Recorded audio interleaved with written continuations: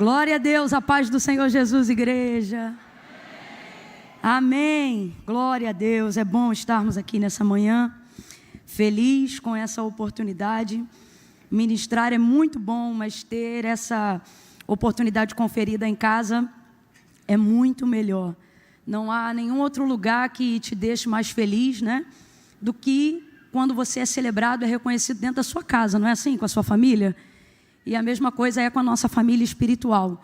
E eu quero louvar a Deus pela vida da ADVEC, da nossa igreja, pela vida do pastor Silas Malafaia, que tem sido uma bênção não só para a nação, mas para a gente aqui, que pode ser pastoreado de perto por ele. Deus abençoe, pastor Odilton, pastora Josiane. Estou sentindo falta da pastora Elisete. Aleluia. Não precisa se justificar, senão vão achar que eu estou aqui. Misericórdia. Pastora Elisete está ministrando, é só para falar que ela realmente é muito querida em nosso meio. Abra comigo a sua Bíblia no Evangelho do Senhor Jesus, segundo escreveu Lucas, capítulo de número 10. Como disse o pastor, nós estamos nessas semanas, acredito que nesse mês, né? Hoje é o último do mês, tematizando, e hoje a gente vai falar sobre emoções. E eu estou ótima para falar desse tema. Estou me sentindo bem autorizada mesmo por Deus. Eu brinquei ontem na rede social convidando o pessoal para estar aqui hoje de manhã. E eu disse, olha, você que está ótimo, está bem, está perfeito, né? Você que é a materialização, né, da perfeição, não vem! Que a gente não está podendo te receber nesse momento. Brincando, porque quem acompanhou viu que na verdade eu estava fazendo ali o mesmo convite de Jesus, convidando um grupo específico, que é aqueles a quem Jesus se dirigiu quando disse, vinde a mim, todos vós que estáis cansados, oprimidos, sobrecarregados, atribulados. E ele não disse, vem que eu vou, não, ele disse, vem e eu vos aliviarei. O Senhor não escolheu aqueles que são, gente, Ele escolheu os que não são, os que não são, sãos. Para confundirem os que pensam que são, mas não são. As coisas loucas para confundir as sábias, as fracas para confundir as fortes. O apóstolo Paulo vai dizer, temos porém esse tesouro em vasos de...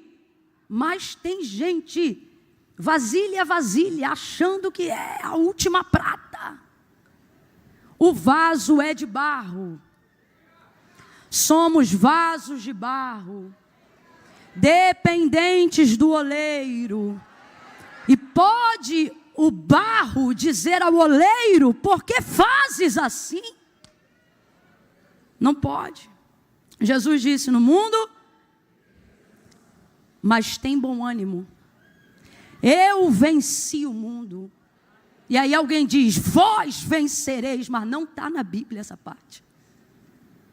Eu sei, por isso que você não deu glória, não está nessa, não tem, não está escrito, para procurar lá que não está. Precisamos aprender a nos alegrar no fato de saber que Ele já venceu por nós. E que isso não nos torna 100% perfeitos, mas nos faz alvos daquele que é perfeito em nós e tem poder para aperfeiçoar o seu poder em toda nossa fraqueza. Quem entendeu, diga amém. Camila, por que você está falando isso? Porque eu quero falar nessa manhã de uma mulher que traz para nós uma referência de uma pessoa que estava num momento atribulada, né? Se tem alguém hoje aqui que se sente atribulado, não deixa ninguém perceber, só diz assim, aleluia. Lucas, capítulo 10, versículo 38 em diante. Quem achou, diga amém. Indo eles de caminho, entrou numa aldeia, e certa mulher por nome Marta o recebeu em sua casa. Tinha esta uma irmã chamada Maria, a qual, assentando-se aos pés de Jesus, ouvia a sua palavra. Marta, porém, andava distraída. Alguém aí consegue gritar uma outra versão além de distraída? Ocupada, atarefada. Essa última aí é qual? Inquieta, agitada. Tinha essa uma irmã chamada Maria, a qual, assentando-se aos pés de Jesus, ouvia a sua palavra. Marta, porém, andava inquieta, distraída, agitada em muitos serviços. Veja, gente, em muitos serviços. Agitada, inquieta, tarefada, em muitos serviços. Em muitos serviços. Então diga para mim, essa mulher é uma trabalhadora, sim ou não? Ela está ocupada com uma demanda de responsabilidade, sim ou não? Então de cara eu já quero te dizer que esse nível de inquietação, tribulação, não é para gente desocupada, displicente. E aproximando-se disse, Senhor, não te importas de que minha irmã me deixe servir só? Diga-lhe, pois, agora que se levante e me ajude a servir. Respondeu-lhe Jesus, Marta, Marta. Sou só eu, gente, ou mais alguém consegue ter essa impressão de que esse Marta, Marta é Marta, Marta. Tipo, você está brincando muito. Marta, Marta, estás ansiosa e preocupada com muitas coisas, mas uma só é necessária. E Maria escolheu esta, a boa parte, a qual não lhe será tirada. Diga amém pelo texto sagrado. Glória a Deus. Glória a Deus. Glória a Deus. Pai, em nome de Jesus, somos dependentes do Senhor. Precisamos de Ti. Precisamos muito de Ti. Agora mesmo, em nome de Jesus, na pessoa bendita do Teu Espírito Santo. Opera no nosso entendimento, na nossa mente. Nós levantamos as nossas vozes agora em oração e em súplica, diante da exposição do texto sagrado, da Tua palavra que é viva, que é eficaz, que é competente, que é penetrante, que entra mais profundamente do que qualquer perfuração de espada com 2 gumes, que é poderosa para discernir os pensamentos, as intenções do coração. Senhor, nós precisamos disso nessa manhã. Estamos aqui não porque desejamos ouvir voz de homens, mas porque queremos ouvir a Tua voz, porque Tu tens a palavra do conselho, maravilhoso conselheiro, Pai da eternidade, príncipe da paz. Levantamos as nossas vozes suplicando a paz do Senhor sobre a nossa mente, sobre os nossos corações. Ministra pelo poder da Tua palavra aquilo a qual Tu sabes o quanto necessitamos, a organização dos pensamentos, a reorganização das prioridades da nossa vida. Estamos aqui glorificando, adorando, arrumamos-nos para chegar aqui na Tua casa, mas Tu sabes como está a alma, carente de uma arrumação, aonde só o Teu Espírito pode arrumar, aonde só o Teu sangue pode limpar, aonde só a operação do Teu mover pode fortalecer áreas abatidas, áreas que estão em avaria, áreas que estavam se deteriorando. Ainda antes de falarmos de Ti, permita-nos falar contigo um pouco mais, para que haja alívio, para que haja abertura dos ouvidos, para que haja quebrantamento do coração e da alma. Espírito Santo de Deus, ouve o nosso clamor nesta manhã.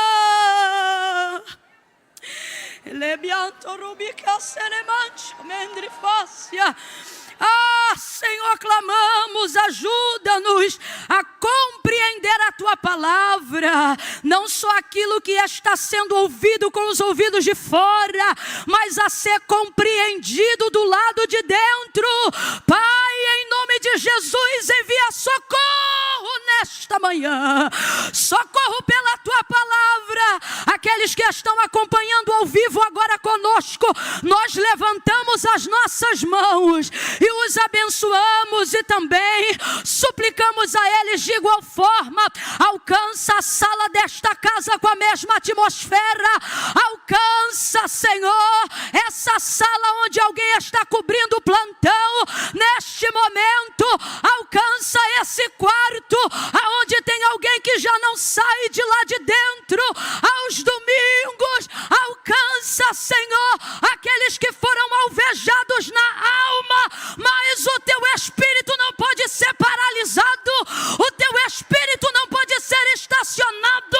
Oh Senhor, eu oro como disse o apóstolo Paulo, quando ele disse: eu estou preso, mas a palavra de Deus não está em cadeias. Entra nesta manhã, por favor, Espírito, e move nos quartos, move na solidão, move no oculto, no profundo e no escondido. Nós oramos agora em nome de Jesus para aquelas pessoas que estão ocultando e escondendo a depressão, o plano suicida. Nós não vemos, às vezes elas almoçam no domingo conosco, vão às festas, mas já planejaram a morte. Corta o laço de morte nesta manhã, desfaz o plano suicida, a poder no sangue de Jesus. Oh Pai bendito,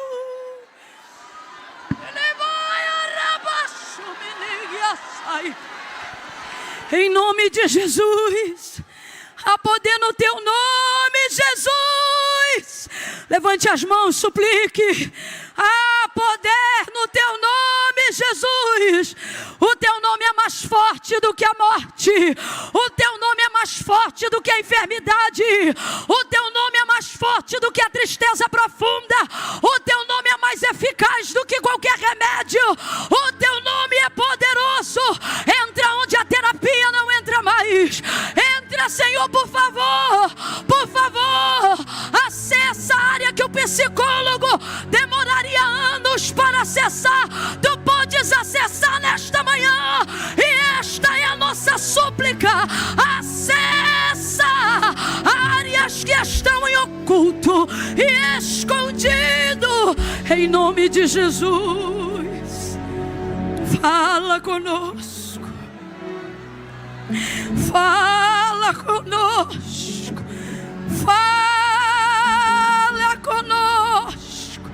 Emanuel, fala conosco, fala conosco, porque quando tu fala, o encantamento é quebrado. Quando tu fala, o opressor bate em retirada. Quando tu fala, aquele que vem por um caminho contra nós, por 7 caminhos, fugirá da nossa presença. Expulsa todo espírito de opressão. Expulsa todo espírito de opressão. Sai, sai agora.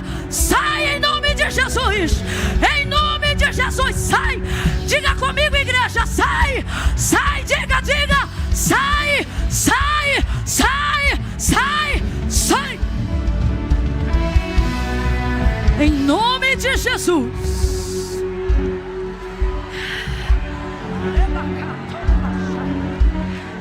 Assim nós oramos crendo.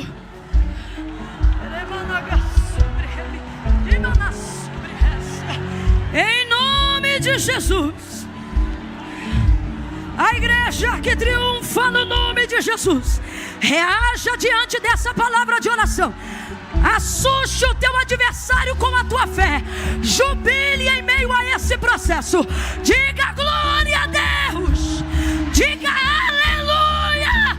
Aquele que venceu a morte.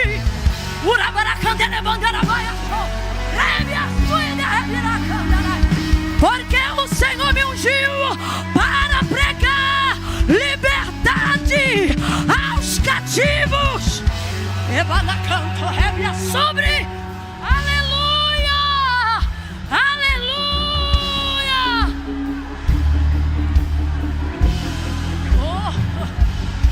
de alegria, óleo de alegria, vestes de louvor, vestes de louvor, coroa ao invés de cinza.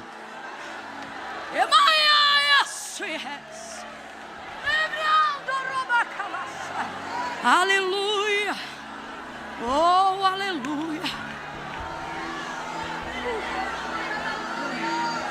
aleluia.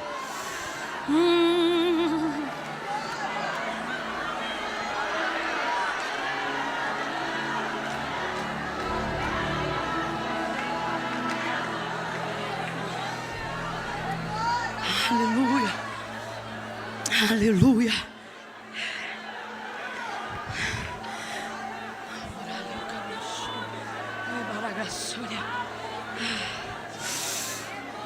Aleluia.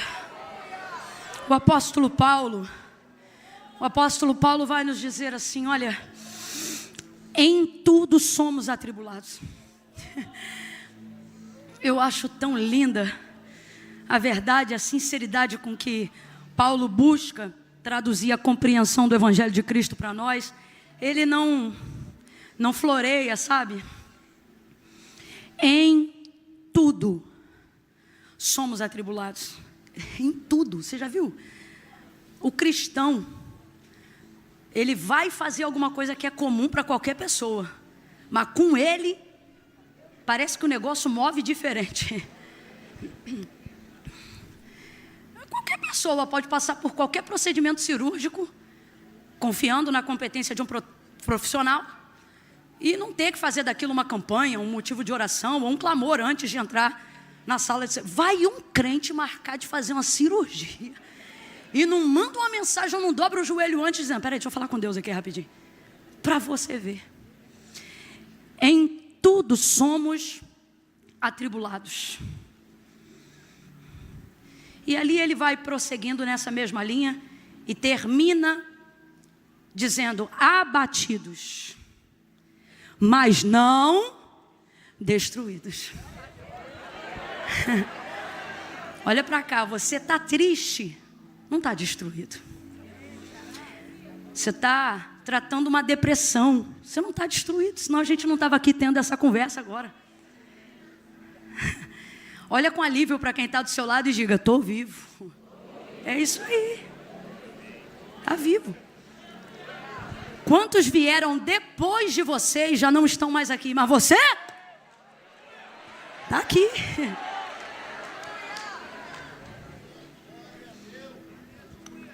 Então é inerente que essas coisas aconteçam na nossa vida.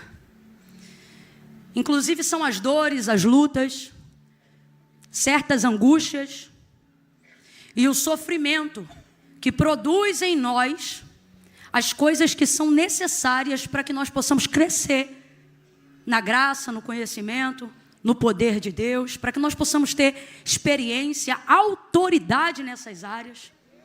Precisamos compreender que existem algumas coisas que Deus já liberou sobre nós. O poder de Deus, né? Já foi liberado. Jesus já liberou a palavra do poder sobre os discípulos, sobre os apóstolos, sobre a igreja.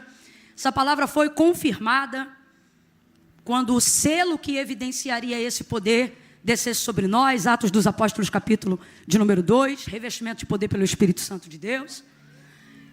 Mas acessar isso requer de nós um posicionamento. Não é que não tem, está disponível, mas é o nosso posicionamento que nos dá esse acesso. Então, veja, você não recebe, se torna ou ganha autoridade por aquilo que você passa. Muita gente está passando pelo que você passa e não vai sair melhor do que entrou, e alguns nem vão sair. Então não é sobre passar por algo. Você já deve ter passado por alguém que disse que passou por alguma coisa, e na conversa você percebeu o quanto essa pessoa ficou amarga em razão do que passou. Sim ou não? Veja que ela não se tornou uma autoridade, ela não manifestou poder para exercer essa autoridade mesmo depois de ter passado a luta que passou, o problema que passou, a situação que passou. Então aquela situação não conseguiu melhorá-la. Por quê? Porque não é passar por uma coisa que me dá autoridade para falar daquilo, viver aquilo ou lutar contra aquilo. Muita gente passa pelo que a gente passa, a gente ainda vai passar pelo que muito já passaram. Mas você não ganha autoridade pelo que você passa, você ganha autoridade pelo que você supera. Existem coisas das quais você vai passar por elas, e esse deve ser o pensamento do cristão. Eu estou passando por isso. Eu estou passando pelo luto. Eu estou passando por um tratamento de quimioterapia. Isso configura a ideia de que não é aquilo que está passando por você, mas é você que está passando por aquilo. Compreende? Então, você atravessa aquilo, aquilo não atravessa você. Passa por você. Então é necessário colocar em mente: eu estou passando, eu vou superar, e adotar um comportamento condizente com a palavra que a sua vida carrega. Porque o que nos dá esse empoderamento para passarmos essas situações é Jesus. E aí eu, entendendo isso, não preciso mais dizer o que a Bíblia não diz. Quando ele afirma: no mundo tereis aflições, mas tem de bom ânimo, eu venci o mundo. Eu não preciso acrescentar: vós vencereis. Por quê? Eu não vou vencer de novo, porque eu entendo que mesmo passando por isso, eu já venci nele. Rapaz, isso traz uma nova roupagem para você passar por qualquer coisa. E qualquer um vai te taxar como louco, dependendo do nível e da capacidade que você tem de ter esse posicionamento e esse comportamento diante daquilo que você está passando. Não. É daí que surgem expressões como, aqueles que me conhecem um pouco mais de perto sabem, né? Já confundiu o inimigo hoje? É daí, rapaz, é desse tipo de posicionamento. É você estar querendo chorar e fazer isso no secreto, mas levantar no devocional dizendo: diabo, sai da minha frente que eu já acordei. Sai da minha frente que eu estou de pé mais uma vez.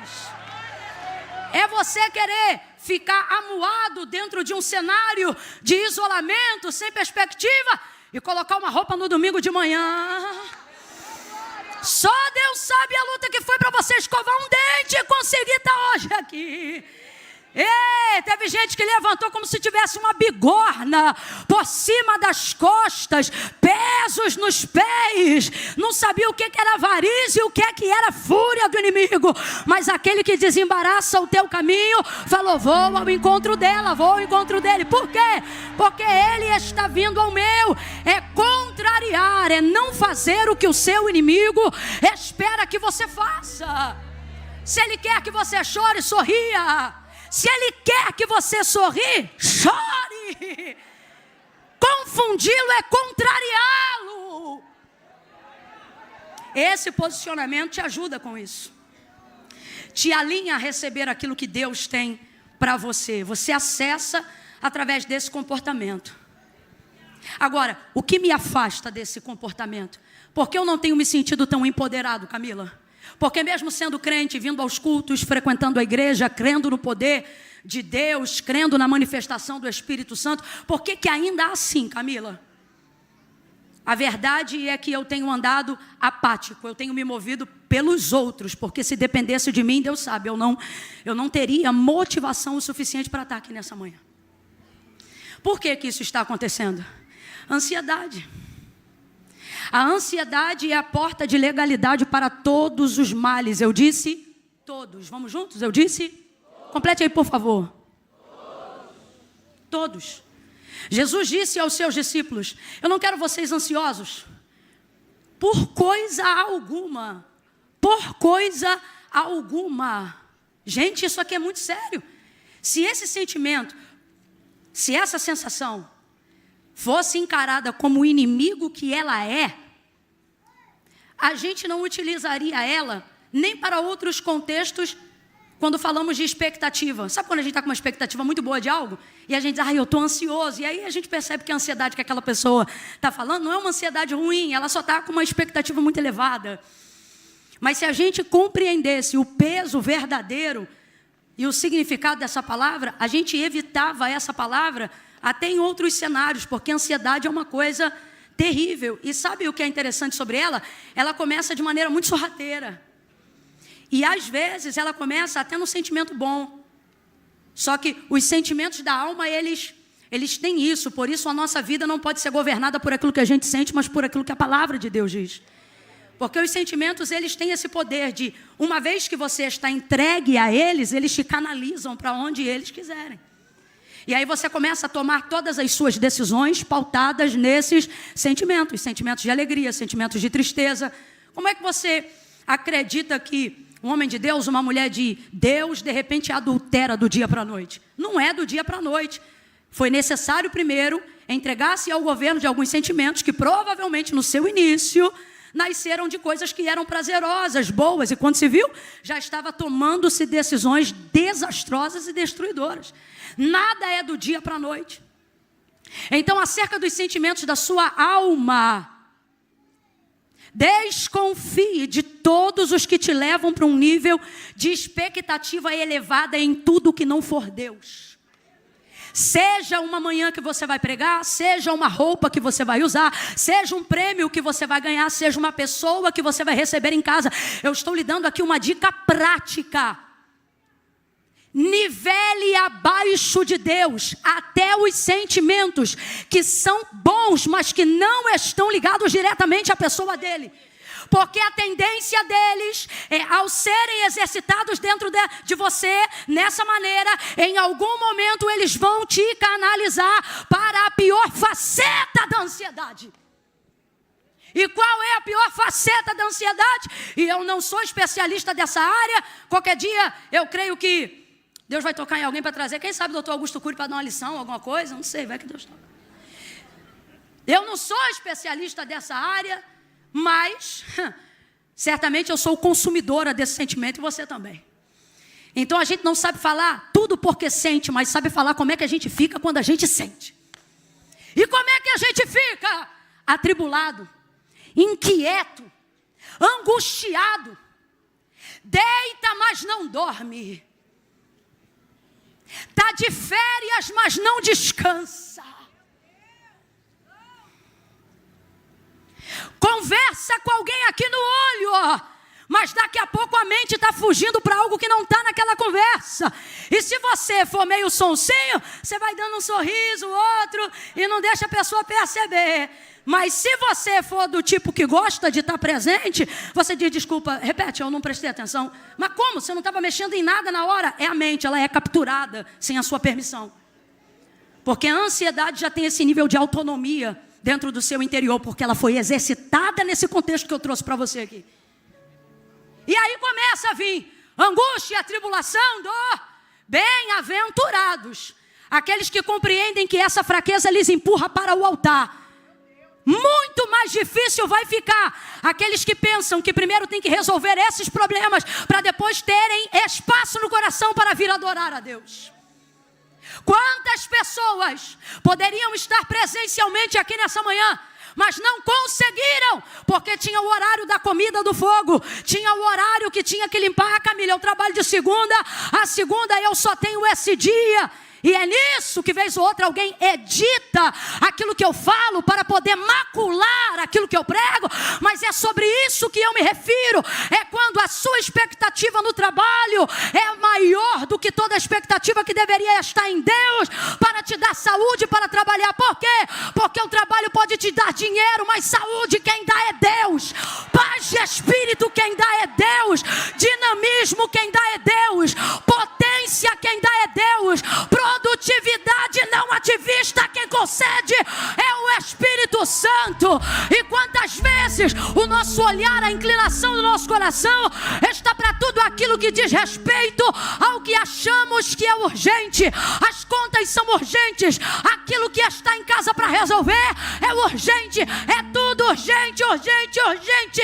E Charles Haddon Spurgeon dizia: cuidado para que vocês não deixem aquilo que é urgente tomar o lugar daquilo que é importante. E tem diferença, Camila? Tem, gente. Porque urgências você vai ter sempre. Carro tu vai consertar de vez em quando, vai ter que trocar de vez em sempre. Filho, é que eu estou numa fase, meu filho, essa fase vai até. Não essa propriamente, talvez, que você está passando, mas filho, entendeu? Filho.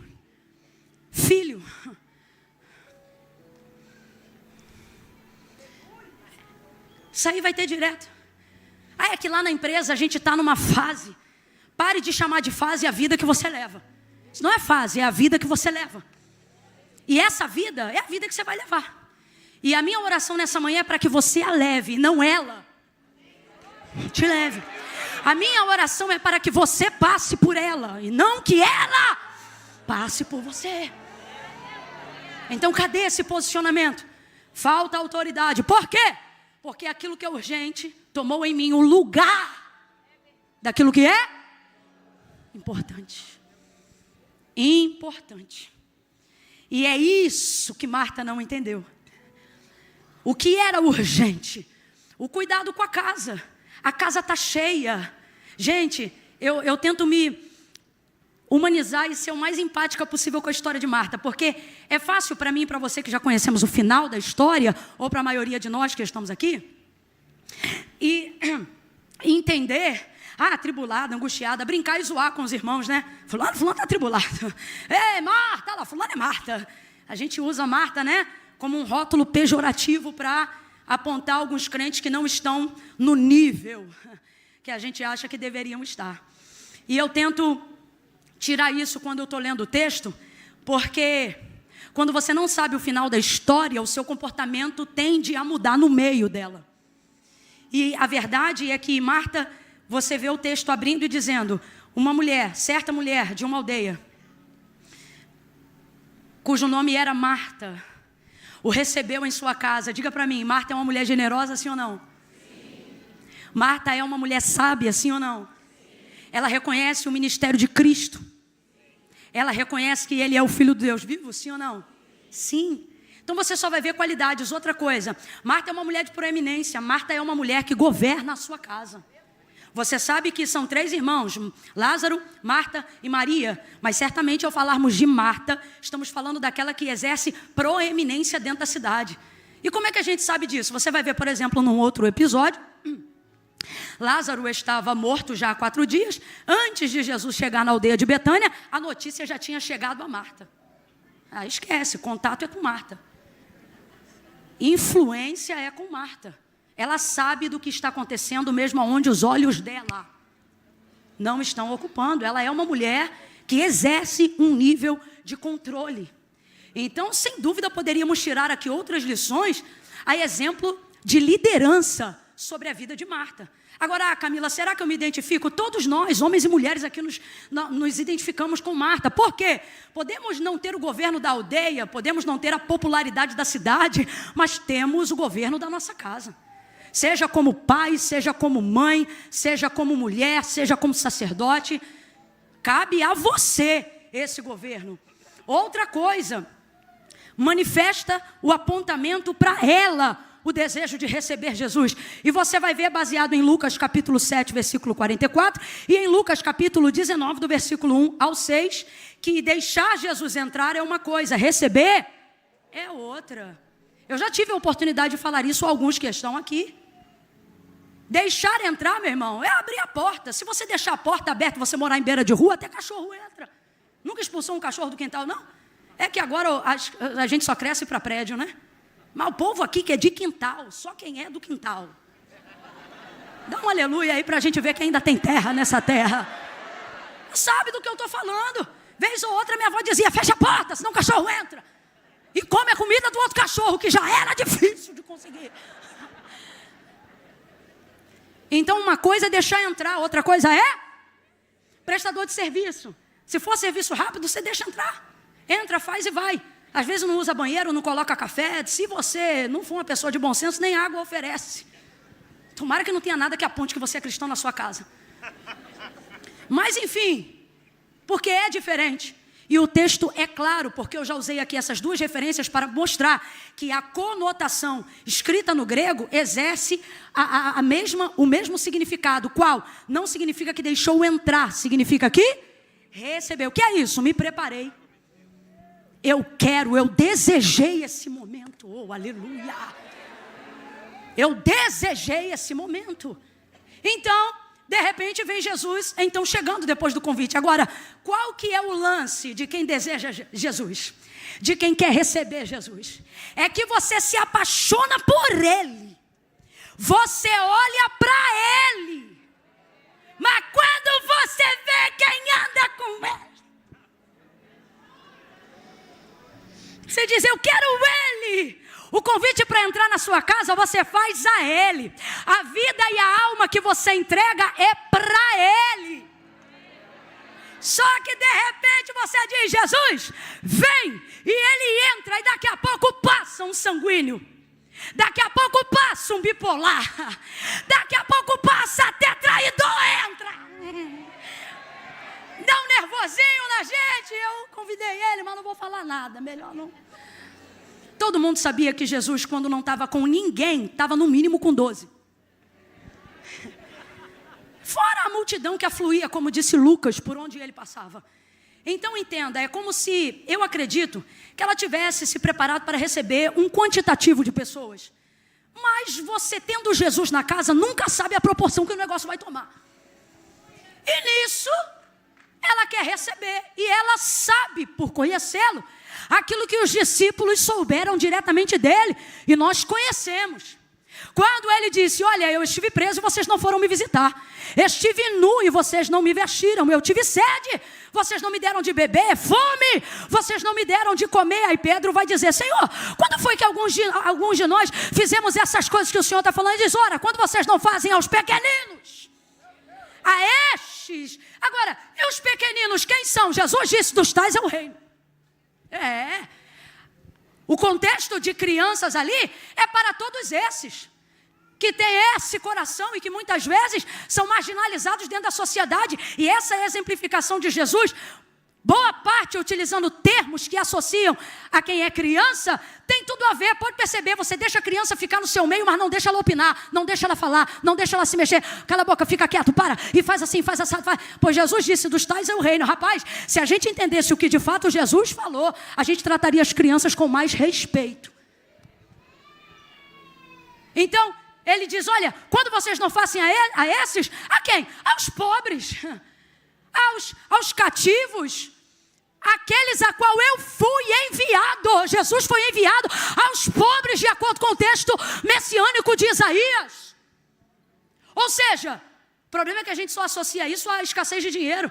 Mas, irmão, pobreza é o tipo de adjetivo utilizado para várias áreas. Tem gente que é pobre de espírito. Inclusive, Jesus vai dizer, bem-aventurados os pobres. E ali ele vai classificar categorias de pobreza. Porque não é sobre não ter dinheiro, mas às vezes é não ter tempo, é não ter atenção, é não ter amor, é não ter afeto, é não ter respeito, é não ter carinho, é não ter acolhimento, é não ter afago. E não adianta, esse povo anda com Jesus. Hoje quem veio a esse culto, veio por causa dele, se apaixonou por ele, quer receber ele, mas está sentado ao lado de alguém, como João, como Pedro, talvez até de Judas. Você está me entendendo? Agora, neste mesmo capítulo, Jesus vai dizer para um jovem que queria segui-lo, para um jovem que queria andar com ele, ele vai dizer assim, olha, guarda os mandamentos, cumpres o maior de todos eles, qual? Ele vai dizer, amarás o Senhor teu Deus de todo o teu coração, com toda a tua força, de todo o teu entendimento, e ao teu próximo, como a ti mesmo. Aí o que ouve pergunta, quem é meu próximo? Aí ele vai dizer, E vai contar a parábola do bom samaritano. Passa o sacerdote e negligencia o homem que estava espancado no caminho. Passa o levita e passa longe do homem que havia sido espancado no caminho. Aí de repente passa um samaritano, alguém que não tem título, alguém que não tem relevância, alguém em quem essa expectativa não seria gerada. E ele coloca azeite em suas feridas, lhe dá vinho para adormecer a dor, coloca sobre o seu cavalo, leva para uma hospedaria, trata e cuida daquele homem, e na descida na recepção, ele deixa tudo pago e a promessa de pagamento àquele que o hospedou, dizendo: olha, tudo que ele precisar, você faz para ele que na volta eu pago. Aí Jesus pergunta para aquele homem: quem você acha que é seu próximo? Diante dessa história ele diz: olha, eu penso que é aquele que teve misericórdia dele. Exatamente, esse é o próximo. Então nunca espere que por ter decidido andar ao lado de Jesus, você só vai caminhar com os príncipes da terra. Entenda a perspectiva do reino de Deus. Para falar de realeza, de príncipes e princesas, são daqueles que são seus servos. O que Jesus vai dizer acerca desses? Ele vai dizer: olha, no meu reino o maior é o que serve. Porque foi isso que ele fez quando esteve aqui. Então, receber Jesus e ter Jesus é ter que aprender a lidar, a amar, a servir toda a gente que vem com ele. Responda com inteligência a essa própria reflexão no seu pensamento. Jesus ficaria, ele se submeteria, sentiria-se honrado em ser aceito e recebido em uma casa que não recebe quem ele ama, que não apoia os seus amigos, que não dá de beber água aos seus discípulos, que não honra aqueles que estão com ele, só porque não são perfeitos com ele. Responda isso em seus próprios pensamentos. Jesus ficaria, agora eu vou tentar colocar mais próximo da nossa realidade. Você ficaria onde seus filhos não são bem-vindos? Você ficaria numa festa honrosa e maravilhosa onde tem alguém desprezando aqueles a quem você ama? O filho que você trouxe ao mundo, o marido que foi fonte de campanha de oração para hoje ser uma alma que reconhece a Jesus como Senhor. Você ficaria nesses ambientes que rechaçam as pessoas que você ama, que humilham as pessoas que você cuida, que deixam de oferecer amparo, acolhimento às pessoas por quem você tem dado a vida, para que a alma delas não se perca? Pense, você ficaria? Então entenda, Jesus está dizendo: não importa o quanto você diz que me ame, não importa o quanto você diz que queira me receber, não importa o quanto você se prepare para que eu entre em sua casa, fica ciente, a melhor maneira de me amar é amando as pessoas que andam comigo, e elas não são perfeitas como eu, mas elas são minhas. Elas são minhas. Mas eu não vim só falar de amor, eu vim falar da responsabilidade que é amar. Porque é o motivo de tantas doenças, porque é o motivo de tanta tristeza, porque é o motivo de tanta angústia, porque é o motivo de todos os sentimentos consumindo a nós mesmos como uma implosão de dentro para fora, porque pelo aumentar da iniquidade o amor de muitos se esfriaria. E Deus quem é? Disse João: Deus é amor. A ausência de Deus, aonde não há manifestação de... Você não consegue nem falar. Agora, como é que eu amo? Porque esse amor é que cura, porque esse amor é Deus. O amor que crê, que espera, que suporta. É sério mesmo que você acha que eu nunca tive vontade de dar na cara de ninguém?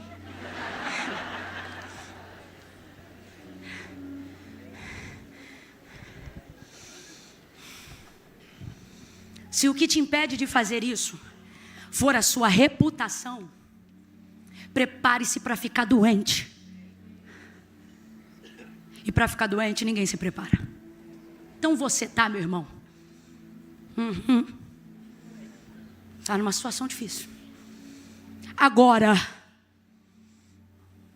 se toda recepção, se tudo que você diz está fazendo por Deus e para Deus, tiver como base o amor do Deus que te amou, e que por isso te motivou a recebê-lo e a desejar o seu filho, prepare-se.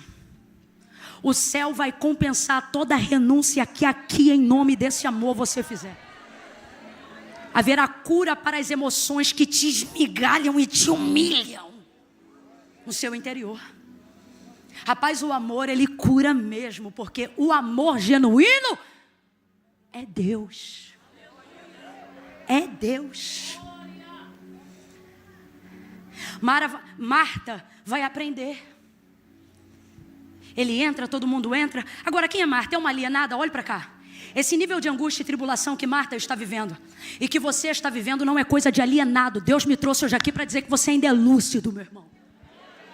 Deus me trouxe hoje aqui para você que pensou que já estava beirando a loucura. Camila, síndrome do pensamento acelerado. Eu já não consigo mais organizar meus pensamentos. Camila, eu dobro o joelho para fazer uma oração. Eu não consigo orar mais do que 20 segundos. Me viciei em dopamina barata. Estou conectado a telas. Camila, eu estou passando ridículo de ter que entregar propósitos digitais, porque não consigo mais cumprir as disciplinas espirituais se eu mesmo não me punir.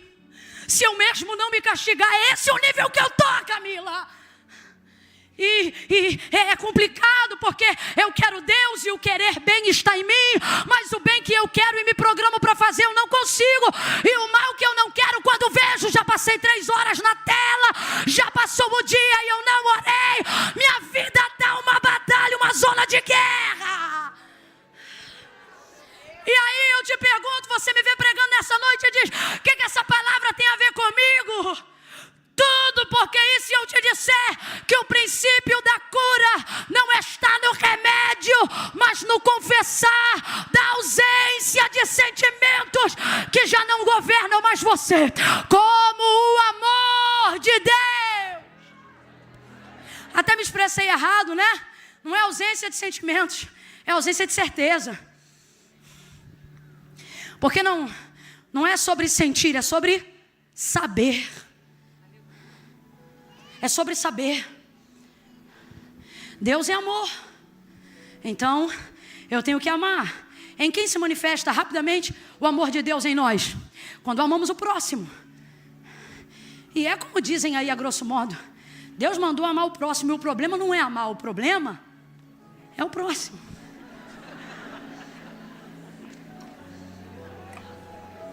Mas e se eu te falar que nessa manhã Deus te trouxe aqui para dizer: o próximo não é o problema, é o motivo. O próximo é a forma que eu te entreguei. Eita, estou sentindo uma graça de Deus tão grande aqui. O próximo é a oportunidade que eu te conferi de me conhecer melhor. O próximo é a oportunidade que eu te dei de ter uma experiência pessoal, íntima e profunda comigo. Na vida do próximo é a distância física mais curta entre você e Deus, é entre você e seu próximo. Quando você quiser abraçar a Deus, abrace seu próximo. Quando você quiser sentir-se amado por Deus, ame o seu próximo. Eu não estou dizendo quando você quiser ser, você é. Eu estou dizendo quando você quiser se sentir. É no seu próximo. Agora, é difícil. Por quê? Porque eu quero Deus, mas não quero meu próximo. Eu quero Jesus, mas não quero meu irmão. Eu quero a igreja, mas não quero pastor. Eu quero a mensagem, mas não quero pregador. E começamos a desassociar e a deslocar completamente Deus das pessoas que Ele usa, Deus das coisas que Ele se manifesta. E perdemos o tato espiritual, físico e emocional, porque as referências vão embora, a iniquidade cresce, o amor. Aleluia! Glória a Deus! Acabou. Não sente mais, não confia mais, não ama mais, não faz churrasco mais, não confraterniza mais. Tua família está minguando, porque ninguém é perfeito, ninguém está à tua altura. Tua casa não recebe crianças, senão elas quebram as coisas da sua casa. Então é melhor ficar vazio, na solidão daquela depressão, do que vez ou outra ter que mandar alguém vir limpar o sofá nos gritos. de alguém que está fazendo uma pirraça e outra, mas que está crescendo entre os seus.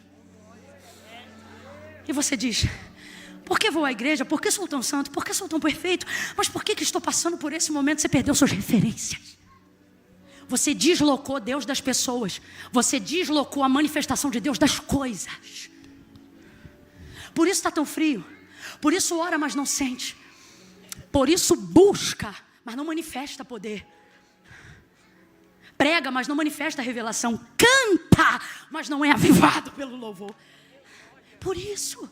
Você queria uma explicação lógica? Essa foi a melhor que o Espírito Santo me confiou. E aí eu não estou falando do Espírito Santo, estou falando da minha capacidade de entrega. Porque Ele não me dá tudo o que eu preciso saber. Ele me dá tudo que eu sou capaz de administrar. E esse é o melhor, Deus sabe. Marta atribulada, angustiada. Agora, eu não vim aqui só trazer esse confronto. Eu vim te dizer que isso não aconteceu do nada. Não é porque você é relapso, relaxado. Não é porque você é um negligente. É porque você sempre exerceu o governo. É porque se você não acordasse cedo, não tinha quem acordasse atrás de você para fechar a renda contigo. Foi por isso que você ficou assim. Só que você esqueceu que quem te deu força para levantar e para ir atrás e para ter quem aceitasse convites e oportunidades para você trabalhar, tudo isso foi Deus. Mas em algum momento a meritocracia tomou o lugar da consciência da graça. E você começou a trabalhar, a cuidar, a proteger. E Deus deixou de ser o Senhor da sua família, dos seus negócios. Aí você diz: não, Camila, eu estou aqui nessa manhã. Deus diz: eu sou teu Senhor no papel. Na vida física, é você. Você cozinha, você prega, você canta, você roda, você dirige. É você que trabalha, você que vai, você que constrói, você que edifica. É você que emite nota, é você que arruma a casa. E vez ou outra você grita, porque se não fosse eu. E Deus dizendo, e eu aqui pensando que eu sou. E você aí com certeza, né? De que é. Marta está ali. Eu tenho que exercer controle. Eu tenho que fazer o que precisa ser feito. Só que o que isso gera nela? Angústia, tribulação. E veja, todos nós estamos passivos disso. Todos. Só que, qual é o problema? A Bíblia diz que a boca fala do que o coração está. E isso é que é o perigo. Porque esta mesma Bíblia também diz, guarda o teu. Porque dele procedem as saídas para a vida. Da vida. Então, qual que é a questão aqui? Eu quero ele, mas tenho que cuidar deles. Então, para cuidar deles, vou ter que me ausentar dele. E ela se ausenta e cuida. Quando ela vê que não dá conta, ela não só não fica no lugar que ela deveria estar. Porque, Camila, tem um lugar, gente, goste você ou não, acredite alguém nisso ou não, a verdade é que todos nós temos um lugar para estar no propósito de Deus. E toda a tormenta que carregamos na nossa vida normalmente tem a ver com o fato de não estarmos nesse lugar. Por isso estamos sempre em outro lugar, não querendo estar ali. Porque há em nossa alma a perturbação de quem sabe que não está aonde deveria estar.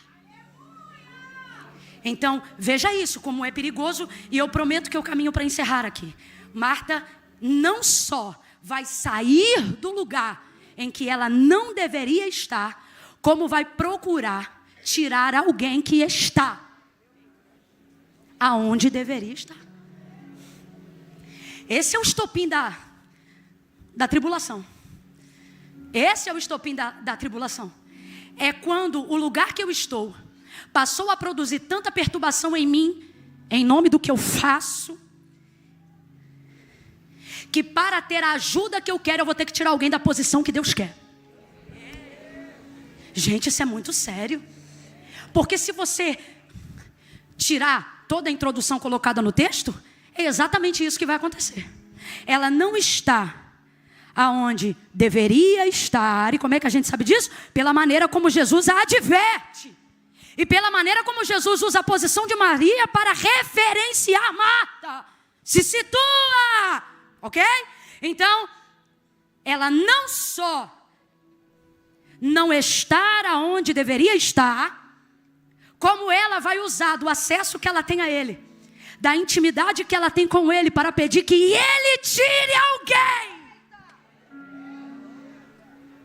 Eu tenho medo de usar meu relacionamento com Deus para essa finalidade, gente. Porque era isso que os fariseus achavam que podiam fazer. Achar que a nossa intimidade, que o nosso culto, que a nossa religião faz a gente ter um nível de intimidade com Deus que nos dá autonomia para dizer a Ele como Ele tem que operar, para dizer a Ele quem pode estar diante dEle e quem não pode. Jesus, sou eu sozinha no temor ou mais alguém me acompanha? Porque se alguém também está temendo, abra a boca e diga: misericórdia, Jesus, misericórdia. Misericórdia de usar meu monte, meu jejum, misericórdia de usar meu dom, meu talento, misericórdia de usar minha influência, misericórdia de usar minha capacidade, misericórdia de usar o meu governo, misericórdia de usar a autonomia do meu lar no nosso relacionamento. Irmão, quem está acostumado a dar ordens para todo mundo não tem dificuldade de vacilar num relacionamento e achar que pode dar ordem para Deus.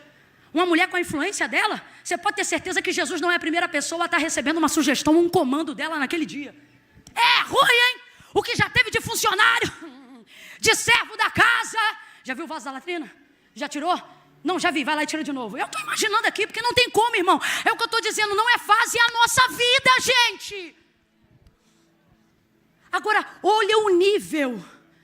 Rapaz, ela sai de onde ela está. E nessa hora a gente pensa, vai ver que a palavra cativou também.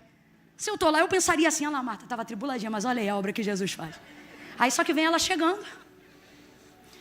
E o crente, eu imagino o crente olhando e pensando: coisa linda. Ixi, quando eu entrei aqui, isso estava doida. Mas agora, olha lá. Aí vem ela, se aproxima de Jesus. Senhor, ao respeito, à reverência.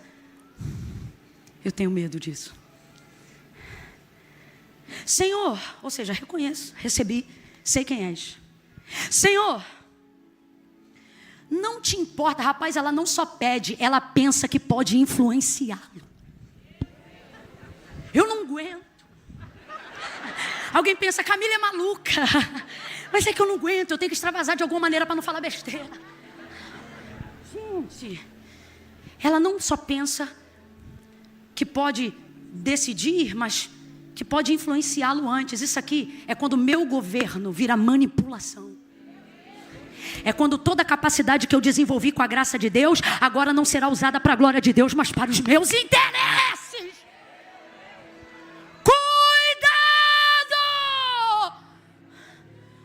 Cuidado! Ela vem, Senhor,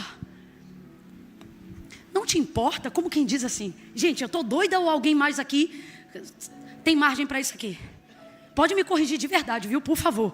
Mas a impressão que eu tenho no nascedouro da motivação é assim: não é possível que o senhor não está vendo aqui, né? A impressão que dá é que até Jesus não está muito certo do que está acontecendo ali. É a impressão que dá. Isso quem está falando sou eu. Senhor, não te importa? Traz um clima tenso agora. Um clima de quem vai tomar um Marta agora. Vem, sei lá, num órgão americano, um negócio.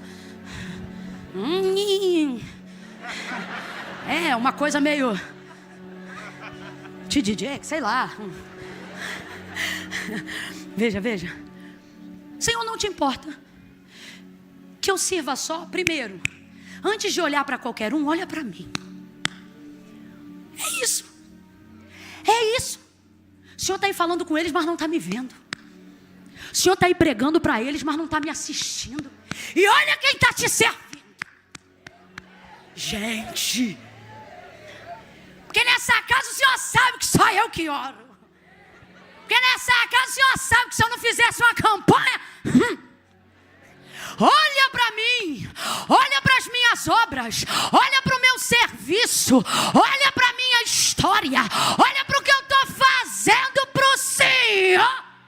Será que ao ver isto, minha tribulação, as dores que eu carrego porque eu decidi te receber, A pia cheia de louça porque eu quis que o Senhor viesse.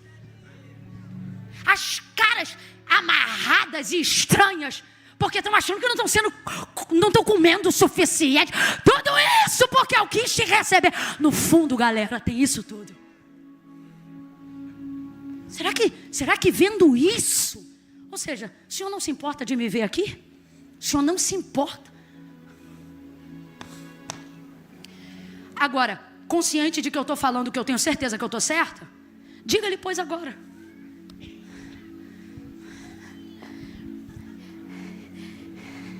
E é aqui que mora o mais alto grau de orgulho. Aonde? Na certeza de que não há hipótese alguma de você estar. É nessa hora que não dá para distinguir quem é Lúcifer e quem é a gente.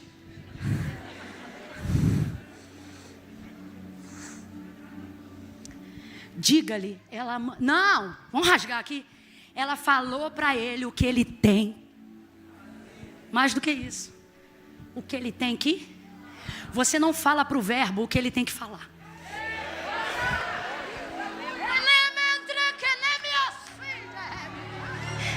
Sua intimidade não te dá autonomia.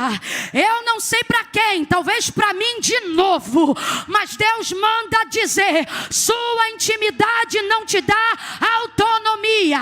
Nosso relacionamento não te dá autonomia. Não pare a minha obra pela tua obra. Não pare o meu projeto pelos teus projetos. Não pare a minha vontade pela tua vontade. Minha intimidade contigo não te dá autonomia comigo. Eu ainda sou o Senhor. Me mandou entrar, agora aguento o peso da responsabilidade de me receber. Aonde eu entro eu mando, aonde eu entro eu faço, aonde eu entro o controle é meu. Eu preguei uma mensagem antes de vir pra cá, Marta, e a mensagem foi: se alguém quiser vir após mim, negue-se a si mesmo, tome sobre si a sua cruz, siga-me. Diga comigo, siga-me. O que foi que Jesus disse? O que foi que Jesus disse? Sabe o que ele está dizendo? Antes de eu entrar eu estava lá e você aqui, mas agora que eu entrei eu estou aqui e você lá. Lá onde? Atrás de mim, atrás das minhas vontades, atrás do meu querer, atrás das minhas decisões, atrás do meu comando, atrás do meu governo, atrás do meu controle, atrás da minha vontade. Marta, Marta.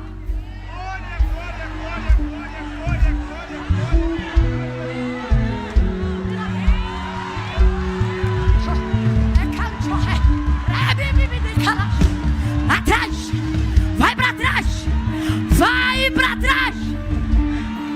A casa que eu entro é tua, mas você não manda mais nela. Decide para alguém aqui hoje. Assim pergunta o Senhor: quer que eu fique?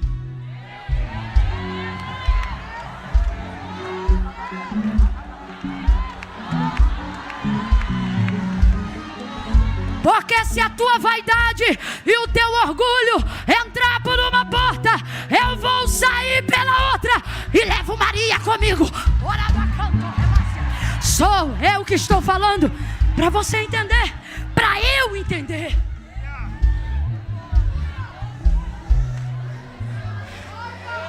Deixa isso aqui no altar hoje. O que? Essa certeza de que você não erra. Deixa isso aqui hoje, antes que seu relacionamento de intimidade seja comprometido com Deus. Deixa isso aqui hoje. Deixa na casa. Tira de você, deixa na casa. Entrega no lugar que tu viu Maria, aos pés. Aleluia. Deixa aí. Com todo carinho, pergunta para quem está do teu lado: qual é teu nome? Qual é teu nome? Faz assim para ele. Fala assim para ele. Ou para ela: ouvi. Deus te chama hoje. 2 vezes. 2 vezes. Pastora, qual é seu nome? Sônia. Eu vou chamar a senhora, com todo respeito. Irmã Sônia, pastora Sônia, ora há tantos anos, que quando ela vai pegar um negócio no chão, Deus diz: o que foi? Nada, Senhor, só vim pegar um garfo aqui que caiu. Mas com todo respeito, eu vou dizer: Sônia, Sônia. Só por isso que eu não vou dizer pastora. Porque quando o confronto é nesse nível, o Senhor deixa os títulos lá fora. Agora, a liberdade que eu peço à senhora que me conceda, eu também lhe dou. Não diga pastora, não diga profeta, porque é tudo isso que tem me feito mal. Diga Camila, Camila. Se quiser, não precisa nem falar Barros. Fala assim: Barro, Barro.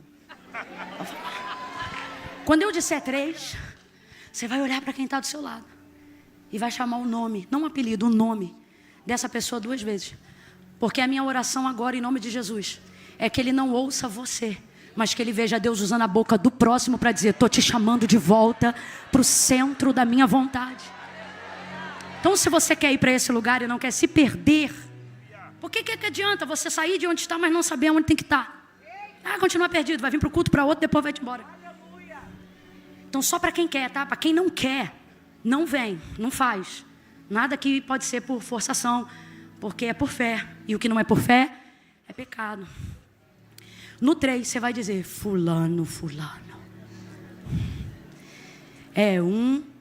Já sabe o nome dele? Pergunta, menino. 2. Fica bem sério. 3.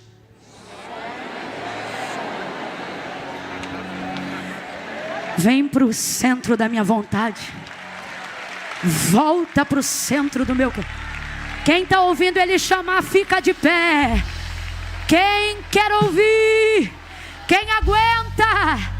Quem prefere ouvir uma repreensão, mas prefere isto do que deixar a ouvir Deus falar? Prefiro que me chames, que me corrijas, que me traga para perto, que sinta falta da minha presença contigo, mas não me deixe me perder em mim mesma sobre a justificativa de que eu te encontrei. Porque quem se encontra com ele de verdade não se perde. Não se perde. Marta, Marta. Marta, Marta. Marta. Eu só ouvi. Se alguém aqui, se os pastores lembrarem de mais alguém, me ajuda a endossar. Mas eu só me lembro dele ter dito o nome 2 vezes de mais uma pessoa com o mesmo governo, influência e expectativa que ele punha sobre essa pessoa, mesmo quando ela ainda não estava pronta, mesmo quando ela ainda estava atribulada, mesmo quando ela ainda era um trigo novo, que é Pedro, quando Jesus chamou de Simão, Simão. Lembra de mais alguém? Será que tem mais alguém?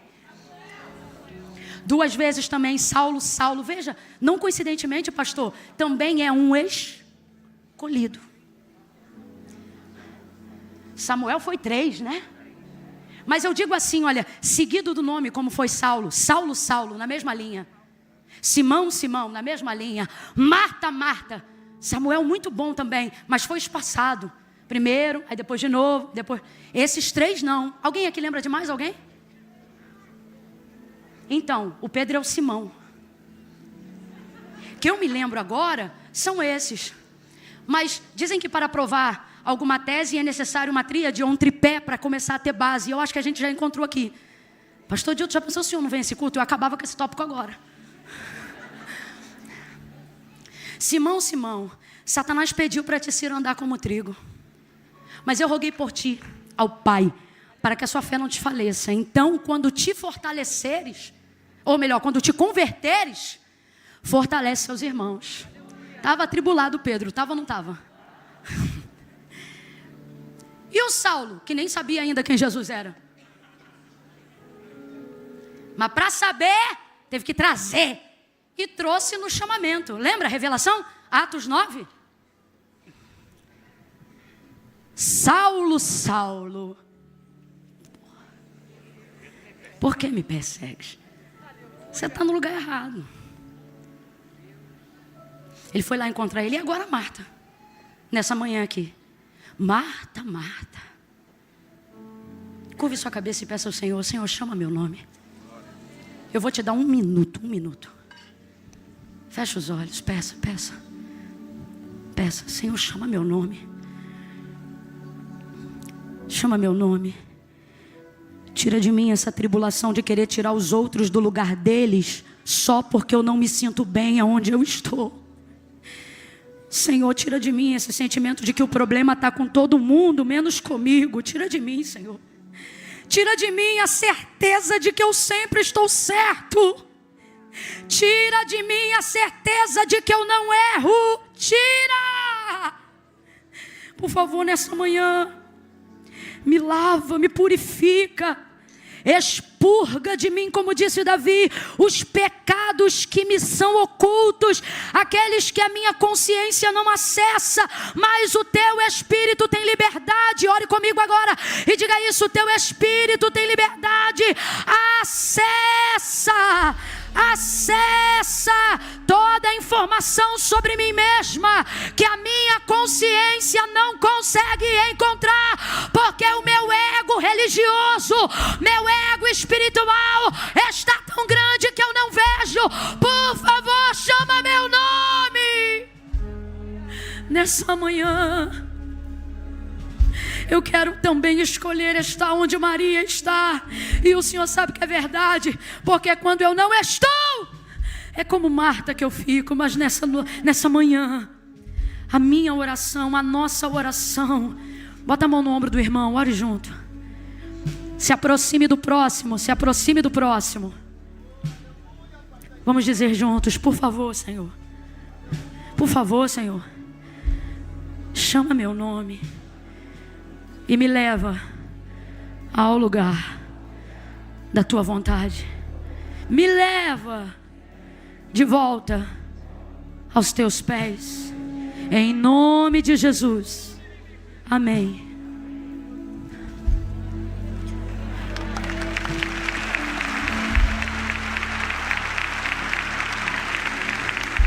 Corre aqui rapidão, você. Corre.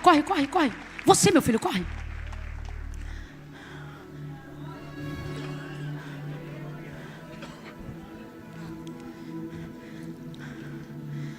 Camila, eu ouvi meu nome. Ouvi meu nome na palavra. Aleluia. Ouvi meu nome no Espírito. Ouvi meu nome na mensagem. Eu quero Jesus de volta. Eu me afastei, me distanciei. Ele vai dizer: leva-me ao lugar.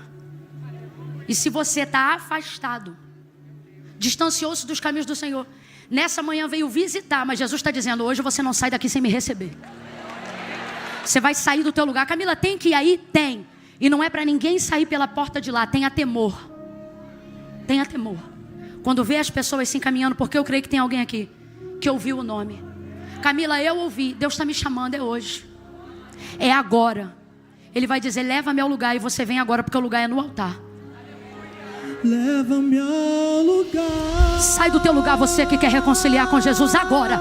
E vem ao altar agora. Sou eu, Camila, sou eu. Quem está na galeria, desce. Quem está na nave, isso, volta. Vem, pastor. Pode subir aqui, por favor, para orar por nós. Vem. Sou eu, Camila. A igreja orando pelo próximo. A igreja orando pelo próximo. Camila, é comigo. Eu quero de volta esse lugar. Leva-me ao lugar.